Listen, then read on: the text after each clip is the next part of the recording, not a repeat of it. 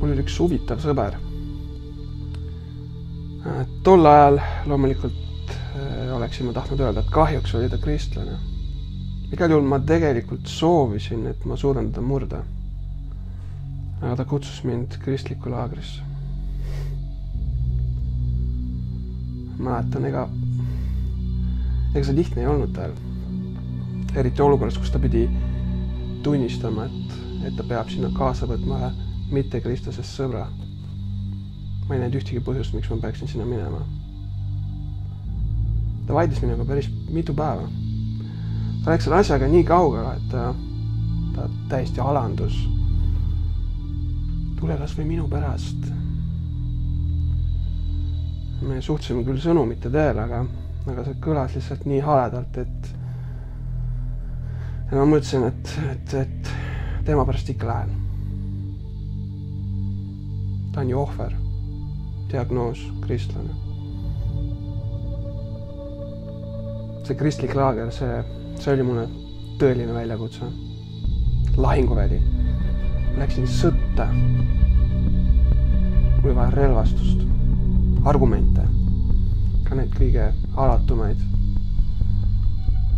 Kui me jõudsime laagrisse, tabas mind karm reaalsus. Ma olin jõudnud verisele lahinguväljale. Istusin maha ja ootasin esimest pealetungi. Ja sealt ta tuli. Esimene huviline, esimene vaenlane. Ma olin kõigeks valmis. Ta ei rünnanud mind. Keegi ei rünnanud mind. Ühel õhtul tehti sauna. Ma jäin sinna pisut kauemaks ja minuga liitusid ka, et noored mehehakatised. Ikka päriselt, kes ma selline olen ja ma tegin neile selgeks, et ma olen see mitte kristlasest sõber. Ma olin kõigeks valmis. Mis need 2 nolki ikka oskavad öelda. Ja siis üks konstantselt naeratava näoga poiss küsis minult, et kas ta võib oma sõbraga omavahel jumalast rääkida. Aga see läks mul kuidagi südamesse. Ma mõtlesin, et kas ma tõesti olen selline türann. Sellest hetkest ma panin kõik relvad maha. Ma mõistsin, et mul on rohkem õigusi, kui ma vajasin. Keegi ei surunud mulle midagi peale. Ühel päeval hakkasin kristluse kohta natukene uurima. Ma hakkasin piiblit lugema. Siis ma mõistsin, et tegelikult ma ei tea kristluse kohta midagi. Ja see, mida ma teadsin, see oli vale. See oli müüt. See oli midagi, mida ma kuulsin nende käest, kes tegelikult selle kohta midagi ei tea. Ja ma mõistsin, et tegelikult see, mida ma vihkasin ja ka kartsin, on rohkem kui tõde. Ja ma mõistsin, et isegi kui ma keeran sellele selja, siis ma ei saaks öelda, et ma ei näinud seda või kogenud seda. Ma peaksin siis endale valetama. Sattusin ühele evangeelsele üritusele. Tahaks võib öelda, et täiesti juhuslikult. Ja sellisel veidral kombel hakati inimesi ette kutsuma. Ja ühte nurka kutsuti neid, kes tahavad Jeesust oma ellu vastu võtta. Ja seal oli mitte kedagi. Ainult pastor oli. Mu kõrval istus selline kristlastest paarikene, kelle käest ma küsisin, et kas nemad ei lähe sinna ette. Ma otsisin nagu mingit julgustust. Ja ütlesid, et nemad ei lähe. Ma ei saanud julgustust. Siis ma vaatasin veel nende poole, küsisin, et kas mina peaksin minema.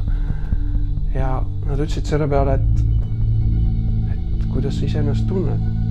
Ma ootasin, et mulle öeldakse midagi sellist, et mine, see on su elu suurim võimalus. Tähelik paanika. Ma kartsin. Ma läksin pastori juurde. Ta oli seal üksi. Ma põhimõtteliselt sundisin ennast sinna minema. Istusin tema kõrvale ja nii ma tunnistasin üles oma patud nii palju kui ma oskasin paluda. Ja tunnistasin, et ma võtan Jeesuse oma elu vastu. Siis sai minust kristlane. Kui Jumalat ei ole, siis ei ole millelgi mingit tähtsust. Ei ole eesmärki, kui sa võid selle ise endale seada. Vaata ei ole, kellegi ei ole sul vastutada. Kui aga Jumal on ta kõige tähtsam, sest tema teab kõiki vastuseid, mitte ainult selle maailma kohta, vaid ka sinu enese kohta ja selle kohta, mis saab sinust pärast.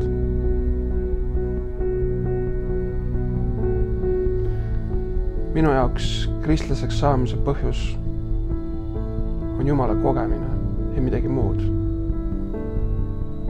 See ei ole minu jaoks olnud uue kvaliteedi otsimine.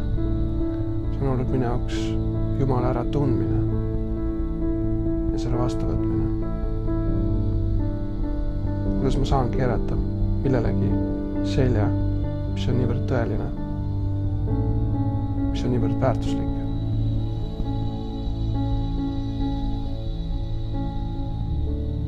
Sellepärast ma olengi kristlane. Mina olen Erki Laul ja see on minu lugu Jumalaga.